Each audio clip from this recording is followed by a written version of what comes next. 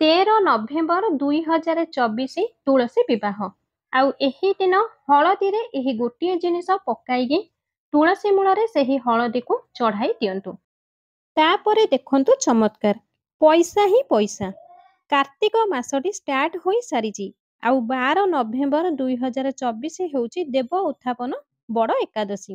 ଆଉ ଏହି ବଡ଼ ଏକାଦଶୀ ପରଦିନ ତୁଳସୀ ବିବାହ କରାଯାଇଥାଏ।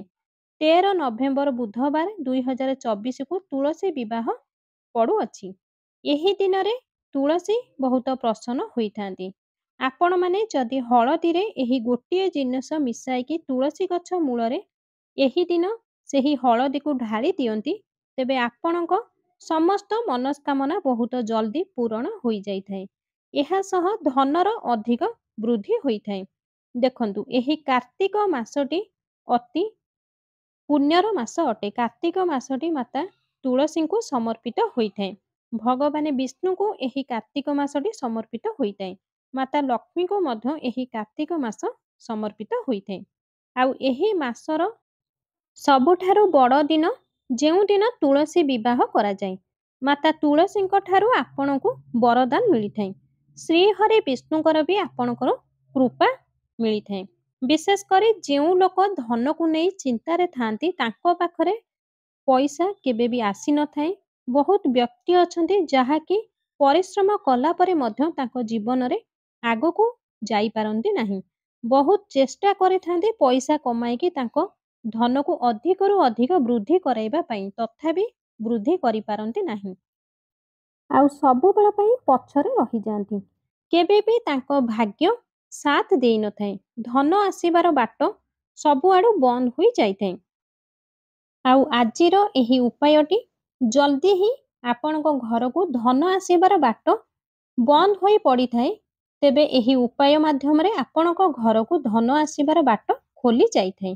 ଆଉ ଯେଉଁ ବ୍ୟକ୍ତିଙ୍କ ଘରେ ଅଲରେଡି ଧନ ଅଛି, ଏହି ଉପାୟଟିକୁ କରିବା ଦ୍ୱାରା ତାଙ୍କ ଧନର ଅଧିକରୁ ଅଧିକ ବୃଦ୍ଧି ହୋଇଥାଏ। କାହିଁକି ନା ଏହି ଉପାୟ ସିଧା ଶ୍ରୀହରି ବିଷ୍ଣୁଙ୍କୁ ପ୍ରସନ୍ନ କରିଥାଏ। ଯେବେ ବି ଆପଣ ତୁଳସୀ ସହିତ ଜଡ଼ିତ ଉପାୟଟିକୁ କରିଥାନ୍ତି, ତ ଶ୍ରୀହରି ବିଷ୍ଣୁ ପ୍ରସନ୍ନ ହୋଇଯାଇଥାନ୍ତି। ଆଉ ଯେବେ ଶ୍ରୀହରି ବିଷ୍ଣୁଙ୍କୁ ପ୍ରସନ୍ନ କରିବା ପାଇଁ ଆପଣମାନେ କୌଣସି ବି ଉପାୟ କରିଥାନ୍ତି, ତ ସିଧା ସିଧା ଆପଣ ମାତା ଲକ୍ଷ୍ମୀକୁ ବି ପ୍ରସନ୍ନ କରାଇ ଦେଇଥାନ୍ତି। ମାତା ତୁଳସୀ ବି ବହୁତ ଜଲ୍ଦି ପ୍ରସନ୍ନ ହୋଇଯାଆନ୍ତି। ତ ଏହି ହଳଦୀ ବାଲା ଉପାୟ ଯଦି ଆପଣ କରନ୍ତି, ତ ମାନିକି ଚାଲନ୍ତୁ ଆପଣଙ୍କ କୁଣ୍ଡଳୀରେ ଗୁରୁ ଗ୍ରହ ମଜବୁତ ହୋଇଯିବ, ଯାହା ଆପଣଙ୍କୁ ଅଧିକରୁ ଅଧିକ ଧନ ଦେଇଥାନ୍ତି। ଏମିତି ଭାଗ୍ୟ ଆପଣଙ୍କୁ ଦେଇଥାନ୍ତି ଯାହା ଆପଣ ଆଗକୁ ଆଶା କରିନଥିବେ, ତାହା ହିଁ ମିଳିବ। କାହିଁକି ନା ସବୁ ଜିନିଷ ଆପଣଙ୍କୁ ପ୍ରାପ୍ତ ହୋଇଥାଏ ଯେବେ ଆପଣଙ୍କ କୁଣ୍ଡଳୀରେ ଏହି ଗୋଟିଏ ଥର ଆପଣ ଗୁରୁ ଗ୍ରହକୁ ମଜବୁତ କରିଦିଅନ୍ତି। ଆଉ ସେହି ବ୍ୟକ୍ତିଙ୍କ ତାଙ୍କ ଜୀବନରେ ଅପାର ଧନ ଆସିଥାଏ, ଅପାର ପଇସା ଆସିଥାଏ। ଯାହା ବି ଆପଣ ଏତେ ପଇସା ଆସିବ ଯେ ଆପଣ ଅନ୍ଦାଜ ଲଗାଇ ପାରିବେ ନାହିଁ। ଗୋଟିଏ ଥର, କେବଳ ଆଉ କେବଳ ଗୋଟିଏ ଥର ଆପଣ ଆପଣଙ୍କ କୁଣ୍ଡଳୀର ଗୁରୁ ଗ୍ରହକୁ ଆପଣ ମଜବୁତ କରାଇଦେବେ, ତେବେ ଧନହାନି କେବେ ବି ଆପଣଙ୍କ ଘରେ ହେବ ନାହିଁ। ଆଉ କାର୍ତ୍ତିକ ମାସରେ ତୁଳସୀ ବିବାହ ଯେଉଁଦିନ, ସେହିଦିନ ଏହି ମହା ଉପାୟକୁ କରିକି ଦେଖନ୍ତୁ କିପରି ଆପଣଙ୍କ ଜୀବନରେ ଚମତ୍କାର ଆଣିଦେବ।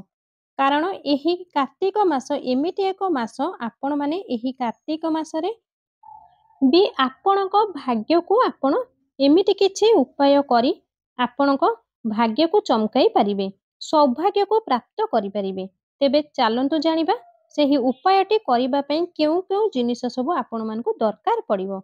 ଜାଣିବା ପୂର୍ବରୁ ଆପଣମାନଙ୍କୁ ମୋର ଅନୁରୋଧ, ଭିଡ଼ିଓଟିକୁ ଶେଷ ପର୍ଯ୍ୟନ୍ତ ନିହାତି ଦେଖନ୍ତୁ। ମଝିରୁ ଜମାରୁ ସ୍କିପ୍ କରନ୍ତୁ ନାହିଁ। ଭିଡ଼ିଓଟି ଯଦି ଆପଣଙ୍କୁ ପସନ୍ଦ ଆସିବ, ତେବେ ଭିଡ଼ିଓଟିକୁ ଗୋଟିଏ ଲାଇକ୍ କରନ୍ତୁ। ଭିଡ଼ିଓଟିକୁ ଅଧିକରୁ ଅଧିକ ସେୟାର କରନ୍ତୁ। ଏପର୍ଯ୍ୟନ୍ତ ଯଦି ଆମ ଚ୍ୟାନେଲରେ ନୂଆ ଥିବେ, ଚ୍ୟାନେଲଟିକୁ ସବସ୍କ୍ରାଇବ୍ କରିନଥିବେ, ତେବେ ଏବେ ହିଁ ଆମ ଚ୍ୟାନେଲଟିକୁ ସବସ୍କ୍ରାଇବ୍ କରିଦିଅନ୍ତୁ, ଯାହାଫଳରେ କି ଆମର ଏହିଭଳି ନୂଆ ନୂଆ ଭିଡ଼ିଓ ସର୍ବପ୍ରଥମେ ଆପଣଙ୍କ ପାଖରେ ପହଞ୍ଚିବ। ତେବେ ଏହି ଉପାୟଟି କରିବା ପାଇଁ କିଛି ପେଶା ହଳଦୀ ନିଅନ୍ତୁ। ଏହା ସହ ଗାଈର କଞ୍ଚା କ୍ଷୀର ନିଅନ୍ତୁ। ଯଦି ବି କଞ୍ଚା କ୍ଷୀର ମିଳୁନାହିଁ, ତେବେ ଆପଣ ଚାହିଁଲେ ଶୁଦ୍ଧ ଜଳ ନେଇପାରିବେ। ଏହା ସହ ଗୋଟିଏ ଛୋଟିଆ ପାତ୍ରରେ 2 ରୁ 3 ଚୁଟକି ହଳଦୀ ପକାଇ, ଯଦି କ୍ଷୀର ମିଳୁଛି ନାହିଁ ତ ଜଳ ସହିତ ଏହି ହଳଦୀକୁ ପକାଇ ମିଶାଇ ଦିଅନ୍ତୁ। ତା ସହିତ କିଛି ମିଶ୍ରି କିମ୍ବା କିଛି ଚିନି ପକାଇ ଭଲସେ ତାକୁ ଗୋଳାଇ ଦିଅନ୍ତୁ। ଆଉ ସେହି ହଳଦୀ କ୍ଷୀର ମିଶ୍ରିତ ଜଳକୁ ଆପଣ ତୁଳସୀ ମୂଳରେ ଆପଣଙ୍କ ହାତରେ ଧୀରେ ଧୀରେ ତୁଳସୀ ମୂଳରେ ଭଗବାନ ଶ୍ରୀହରି ବିଷ୍ଣୁଙ୍କୁ ଧ୍ୟାନ କରି ଧୀରେ ଧୀରେ ସେହି ମିଶ୍ରଣକୁ ଢାଳନ୍ତୁ।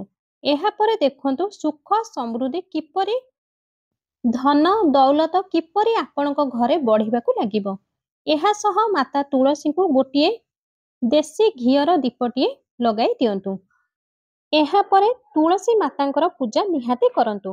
ଆଉ ଏହି ଉପାୟଟିକୁ ଆପଣ ସକାଳ ସମୟରେ ହିଁ କରିବେ। ଆଉ ସକାଳ ସମୟରେ ହିଁ ଦୀପଟିଏ ନିହାତି ଜଳାଇବେ। ବହୁତ ବ୍ୟକ୍ତି ଅଛନ୍ତି ଏହି ତୁଳସୀ ବିବାହ ଦିନ ନିଜ ନିଜ ଅଗଣାରେ ବୃନ୍ଦାବତୀଙ୍କ ପାଖରେ ତୁଳସୀ ବିବାହର ପୁରା ପୂଜା ବିଧି କରିଥାନ୍ତି। କିନ୍ତୁ ଯେଉଁ ବ୍ୟକ୍ତି ତୁଳସୀ ବିବାହ କରିନଥାନ୍ତି, ତେବେ ସେମାନେ କେଉଁ କେଉଁ ଉପାୟ କରିବା ଦରକାର ଏହି ତୁଳସୀ ବିବାହ ଦିନ? ଦେଖନ୍ତୁ, ଯଦି ଆପଣ ତୁଳସୀ ବିବାହ କରିପାରୁନାହାନ୍ତି, ତେବେ ଆପଣମାନେ କ'ଣ କରିବେ ନା, ଏହି ତୁଳସୀ ବିବାହ ଦିନ ଗୋଟିଏ ଲାଲ ଚୁନରି ଜରୁର ଚଢ଼ାନ୍ତୁ। କାହିଁକି ନା ଏହି ଦିନ ଆପଣ ଲାଲ ଚୁନରି ମାତା ତୁଳସୀଙ୍କୁ ଅର୍ପଣ କରି ଆପଣଙ୍କର ଯାହା ବି ମନସ୍କାମନା ଅଛି ଆପଣ କହିଦିଅନ୍ତୁ। ତ ଏହା ମାନିକି ଚାଲନ୍ତୁ, ମାତା ତୁଳସୀ ଆପଣଙ୍କର ମନସ୍କାମନାକୁ ତୁରନ୍ତ ପୂରଣ କରିବା ପାଇଁ ବେଶୀ ସମୟ ଲାଗିନଥାଏ। କାହିଁକି ନା ବହୁତ ଜଲ୍ଦି ଆପଣଙ୍କର ଆପଣଙ୍କର ମନସ୍କାମନା ପୁରା ହୋଇଯାଏ। କାହିଁକି ନା ଲାଲ ରଙ୍ଗର ମାତା ତୁଳସୀଙ୍କୁ ବହୁତ ପ୍ରିୟ ହୋଇଥାଏ। ତେଣୁ ଗୋଟିଏ ଛୋଟିଆ ଲାଲ ରଙ୍ଗର ଚୁନରି ଆଣି ତୁଳସୀ ବିବାହ ଦିନ ମାତାଙ୍କୁ ନିହାତି ଅର୍ପଣ କରନ୍ତୁ। ଯେଉଁ ଦିନ ତୁଳସୀ ବିବାହ କରାଯାଏ ସେହି ଦିନଟି ବହୁତ ମହାନ ହୋଇଥାଏ। ଆପଣମାନେ ଏହି ଦିନ ସନ୍ଧ୍ୟା ସମୟରେ ତୁଳସୀ ମୂଳରେ 5ଟି ଦୀପ ଯଦି ଲଗାଇ ଦିଅନ୍ତି, ତେବେ ବହୁତ ଜଲ୍ଦି ଆପଣଙ୍କ ଘରେ ଧନ ସୁଖ ସମୃଦ୍ଧି ଆସିଥାଏ ଏବଂ ମାତା ତୁଳସୀ ହମେଶା ଆପଣଙ୍କ ଉପରେ ତାଙ୍କ କୃପା ବନାଇ ରଖିଥାନ୍ତି। ତ ଚେଷ୍ଟା କରନ୍ତୁ ଏହି ଦିନ 5ଟି ଦୀପ ତୁଳସୀ ମୂଳରେ ନିହାତି ଲଗାଇବା ପାଇଁ। ଏହା ସହ ହଳଦିଆ ରଙ୍ଗର ଫୁଲ ମାତା ଲକ୍ଷ୍ମୀଙ୍କୁ ଆପଣ ଅର୍ପଣ କରନ୍ତୁ। ବାସ୍ ଏତିକି ଉପାୟ ଆପଣ କରିକି ହିଁ ଦେଖନ୍ତୁ, ଆପଣଙ୍କ ଘରେ ଧନର ବର୍ଷା ହେବାକୁ ଲାଗିବ। ଯେଉଁ ବ୍ୟକ୍ତି ଚାହାନ୍ତି ଧନଲକ୍ଷ୍ମୀର ବାସ ହେଉ, ଲକ୍ଷ୍ମୀଙ୍କର ଆଶୀର୍ବାଦ କୃପା ବର୍ଷା ହେଉ, ତ ଗୋଟିଏ ଥର ଲକ୍ଷ୍ମୀ ଆସିଯାଆନ୍ତି, କେବେ ବି ତାଙ୍କ ଘରକୁ ଛାଡ଼ିକି ନ ଯାଆନ୍ତୁ। ତ ହଳଦିଆ ରଙ୍ଗର ପୁଷ୍ପକୁ ମାତା ତୁଳସୀ ଏବଂ ଶ୍ରୀହରି ବିଷ୍ଣୁ ମାତା ଲକ୍ଷ୍ମୀଙ୍କୁ ଏହି ଦିନ ନିହାତି ଆପଣ ଅର୍ପଣ କରନ୍ତୁ। ଏହା ସହ ଆପଣଙ୍କର ମୁଖ୍ୟ ଦ୍ୱାରରେ ଗୋଟିଏ ଦୀପଟିଏ ନିଶ୍ଚିନ୍ତ ଜଳାନ୍ତୁ।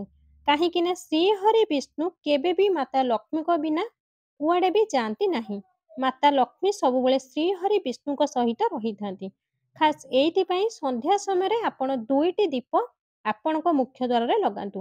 ଯଦି ଏହି 2ଟି ଦୀପ ଲଗାଉଛନ୍ତି, ତେବେ ମାତା ଲକ୍ଷ୍ମୀ ଆପଣଙ୍କ ଘରକୁ ଆସିବେ ହିଁ ଆସିବେ, ଆଉ କେବେ ବି ଆପଣଙ୍କ ଘରକୁ ଛାଡ଼ିକି ଯିବେ ନାହିଁ।